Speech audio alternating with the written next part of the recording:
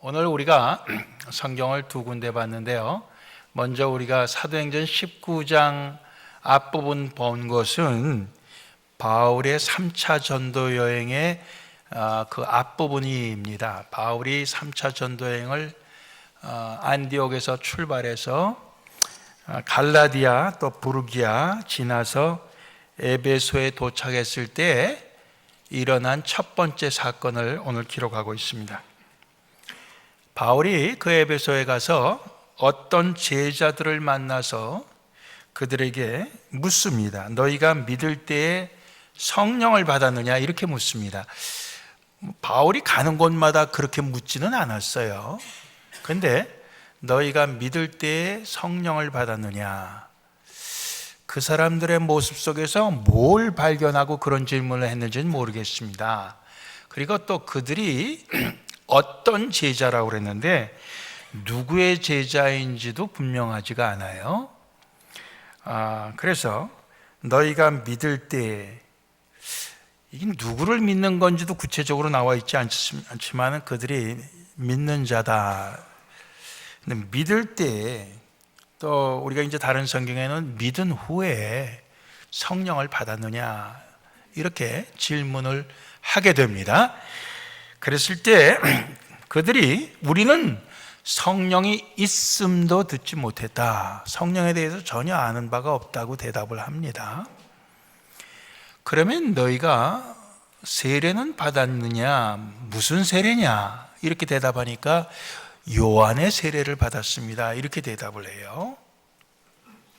그러자 바울이 그들에게 설명을 합니다.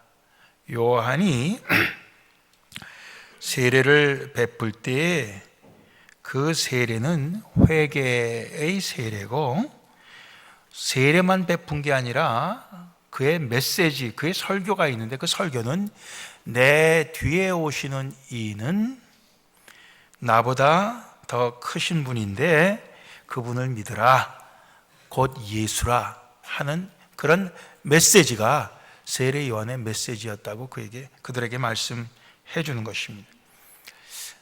세례 요한의 세례를 받았지만은 그들이 아직 예수를 모르고 또 아직 성령도 모르는 것을 발견할 수가 있습니다. 그래서 바울의 그 말을 듣고 그들이 우리가 그러면은 예수의 이름으로 세례를 다시 받겠다. 그래서 세례를 받았어요. 그 세례를 받을 때 그들에게 성령이 임했습니다. 성령이 임해갖고 그 증거로 그들이 방언을 말하고 예언도 말하게 되었다. 한 12명 정도 되었다. 이런 말씀이 오늘 기록이 되어 있어요.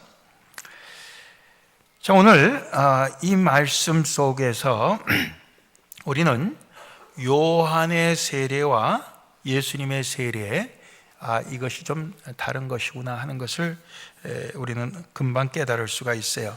구체적으로 그것이 어떤 것인지 그 차이를 우리가 얘기하기는 어렵지만은 그러나 요한의 세례와 예수님의 세례가 다른 것이구나.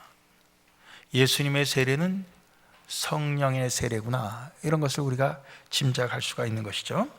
그래서 마가복음 오늘 1장 4절로 11절 말씀을 우리가 보았는데요. 여기에 보면은 세례 요한이 사람들에게 세례를 베푸는데 광야에서 죄 사함을 받게 하는 회개의 세례를 전파했다. 4절에 그렇게 되어 있어요. 죄 사함을 받게 하는 회개의 세례. 그래서 온 유대 지방 예루살렘 사람들이 다 나와서 자기의 죄를 자복하고 요단강에서 요한에게 세례를 받았다 그랬습니다. 여러분들 우리가 이 신앙생활을 하게 될 때 교회 다니면서 오늘까지 수년 또는 수십 년 이렇게 신앙생활을 해오는 가운데 여러분들 내 죄를 자복한 경험이 있습니까? 내가 이러한 죄인입니다. 내가 이러한 죄를 지었습니다. 그것을 여러분들 자복했다, 이 고백한 그런 경험이 있습니까? 이게 보통 때는 좀 어려운 것입니다. 우리가 우리의 죄를 숨기는 것이 익숙하지 그것을 고백하고 사람들에게 다 그것을 드러나게 한다는 것은 그건 쉬운 일이 아니에요. 예.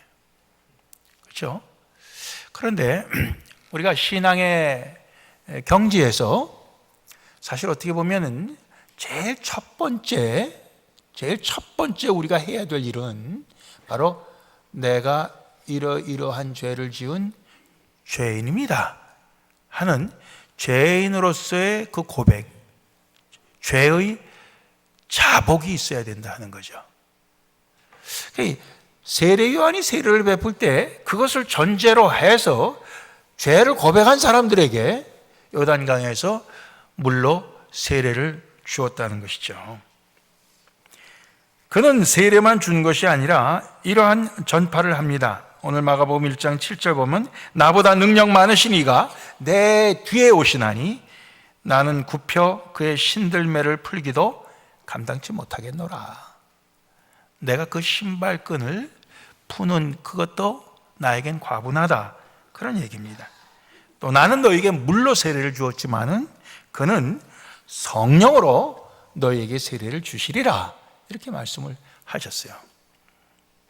오늘 그 사도행전 19장에 나오는 사람들은 이런 내용까지는 모르고 그냥 요한의 세례만 받았다. 그렇게 얘기하고 있습니다. 자, 우리가 한 걸음 더 나가서 요한복음 3장 앞부분에 보면 니고데모라는 사람이 예수님을 찾아와서 예수님과 대화하는 장면이 나옵니다. 그것도 밤중에 찾아왔어요. 왜냐? 니고데모는 바리새인이에요. 율법을 잘 지키고 율법을 중요하게 여기는 사람, 그 바리새파 사람이에요. 뿐만 아니라 유대인의 관원 중에 하나였다고 그랬습니다. 이 관원 중에 하나라고 하는 건 그 당시에 유대인의 제일 높은 그 치리기관이, 행정기관이 산헤드린 공회라는 게 있어요. 산헤드린 카운슬 70명의 그 중에 한 멤버였다는 거예요. 굉장히 그는 지체가 높은 존귀한 사람이었습니다. 이 사람이 예수님을 찾아올 때 사람들의 눈을 피해서 밤에 찾아온 것 같아요. 그러고는 예수님을 선생님이라고 부릅니다. 라비요, 당신이 행하시는 놀라운 이 표적들, 이것들을 당신이 하늘로부터 오지 아니했으면은 절대로 할 수 없는 일들입니다 하면서 예수 선생이 하늘로부터 온 분임을 그가 고백을 합니다. 그때 예수님께서 하늘의 하나님을 볼 자는 거듭난 자만이 볼 수가 있다, 이런 말씀을 하셔요. 그러니까 아니, 사람이 어떻게 거듭납니까? 늙었는데 다시 태어날 수가 있습니까? 어머니 태 속에 다시 들어갔다가 나올 수가 있단 말입니까? 그건 말도 안 됩니다, 이런 얘기예요. 그때 예수님의 말씀이 사람이 물과 성령으로 거듭나지 아니하면 하나님 나라에 들어갈 수 없다. 이 물과 성령으로, 이 물이라고 하는 게 요한의 세례에 해당되는 거죠. 회개, 성령으로, 이건 예수를 받아들임으로, 그렇죠? 예. 그렇게 해야만 거듭나고, 그 거듭난 사람만이 하나님을 보고 또 하나님 나라에 들어갈 수 있다, 이렇게 말씀을 해주셔요. 근데 니고데모가 그런 설명을 들어도 깨닫지 못합니다. 그래서 어찌 이런 일이 있을 수 있겠습니까? 그러면서 그는 도저히 이해가 안 간다는 그런 반응을 합니다. 예수님께서 너는 이스라엘의 선생인데 이스라엘 선생으로서 이러한 일도 어떻게 알지 못하느냐 하면서 어떻게 보면 그게 책망이죠. 물론 니고데모는 마지막에 예수님을 제대로 알게 되고 또 거듭나게도 되고 그런 줄로 알아요. 예수님 돌아가셨을 때 그가 정성스럽게 장례를 지내게 되는 것을 우리가 볼 수가 있습니다.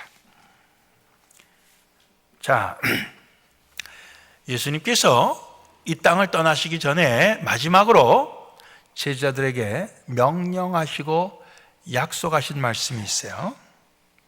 마태복음 28장 18절로 20절 말씀인데요, 예수께서 나와 일러 가라사대 하늘과 땅의 모든 권세를 내게 주셨으니 그러므로 너희는 가서 모든 족속으로 제자를 삼아 아버지와 아들과 성령의 이름으로 세례를 주라.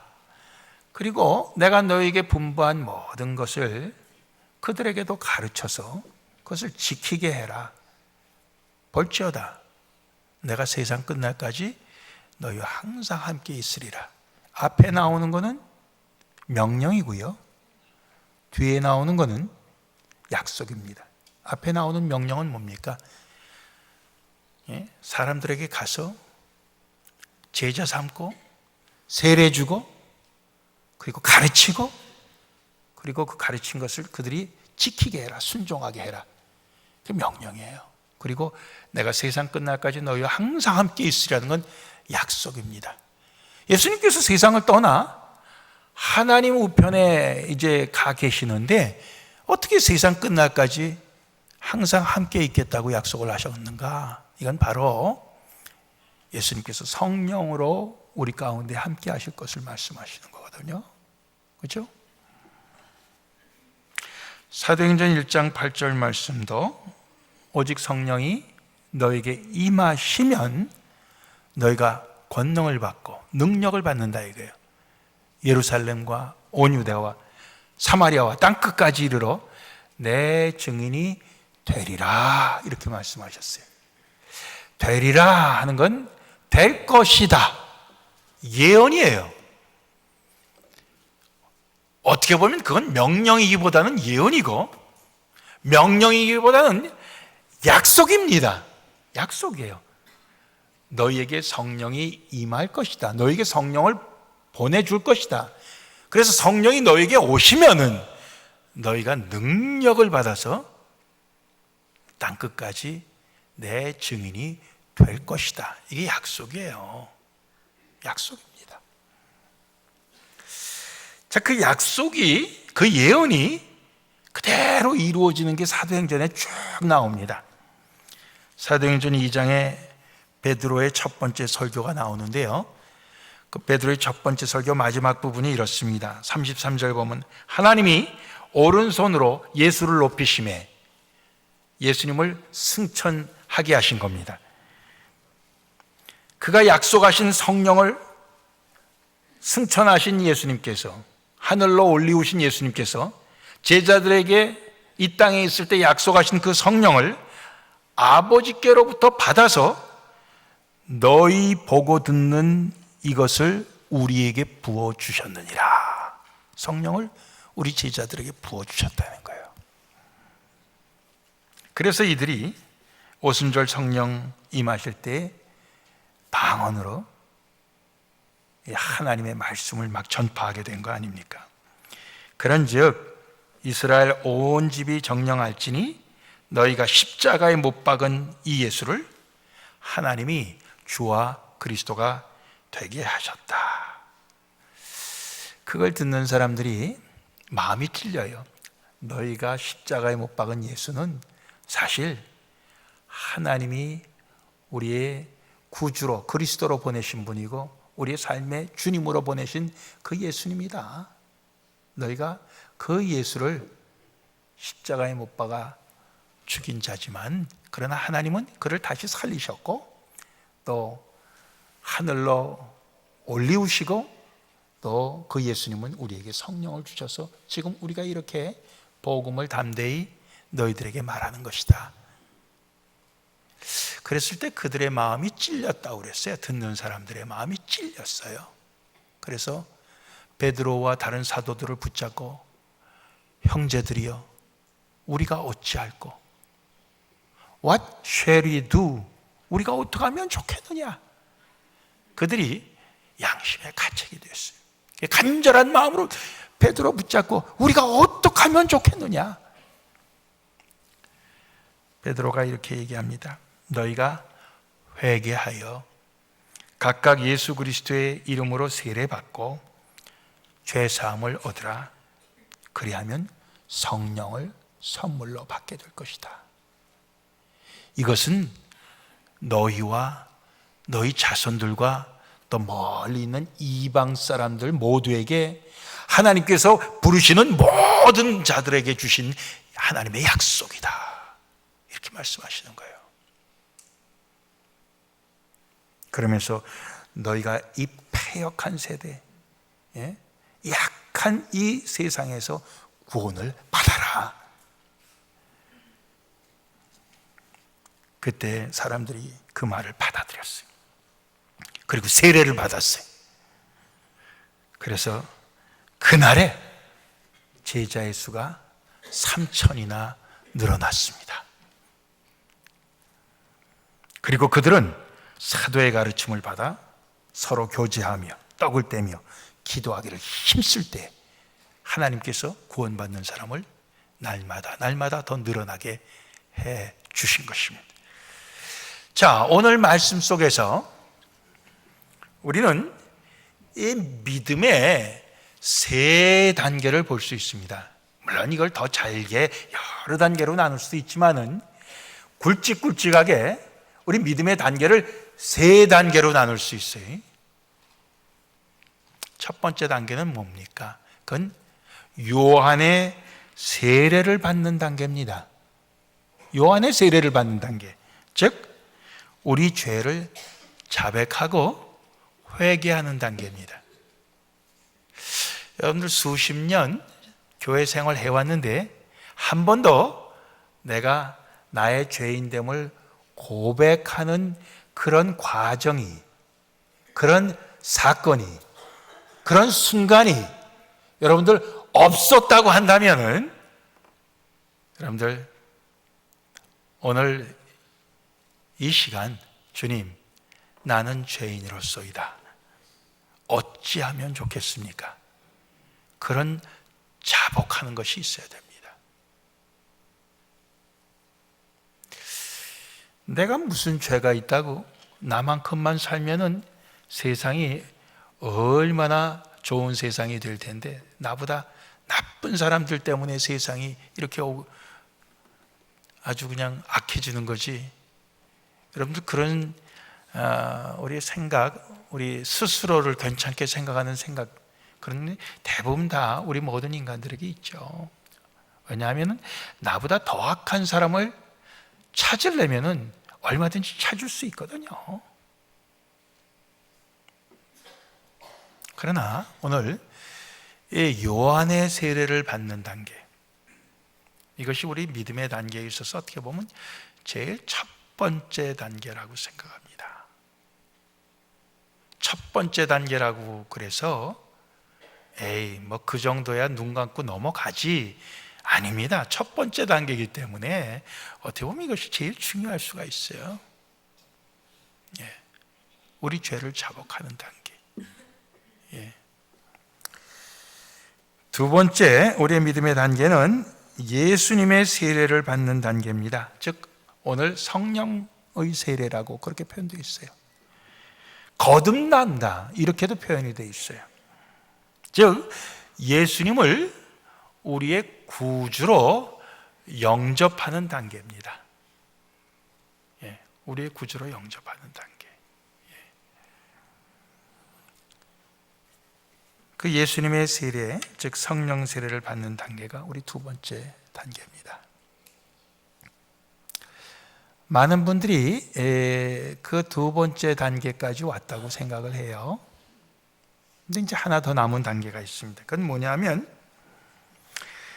예수님의 세례를 다른 사람에게 주는 단계입니다.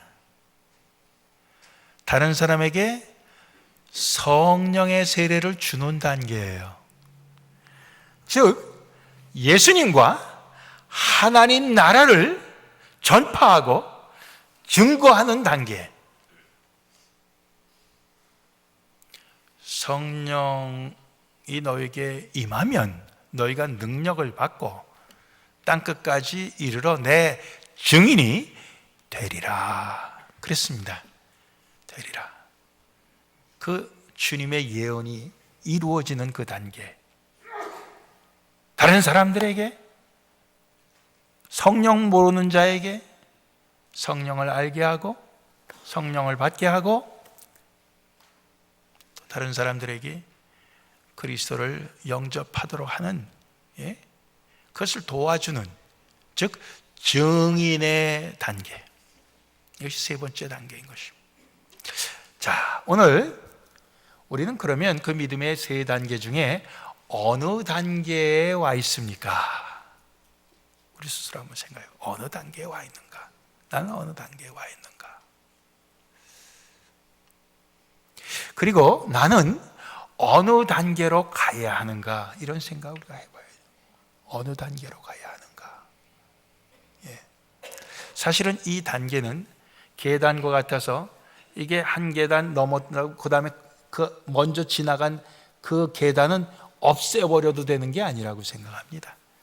이게 다 여전히 우리의 삶, 우리의 일평생 우리에게는 늘 있어야 되는 이 세 단계라고 생각합니다. 그렇죠? 회개하는 것, 예수를 구주로 영접하는 것, 또 다른 사람들에게 그리스도의 증인으로서 증거하는 것, 그렇죠? 이 세 단계 다 우리에게 있어야 되는 것입니다. 많은 분들이 난 그대로 이대로 살다가 갈래 이렇게 얘기를 하세요. 이대로 살다가 갈래.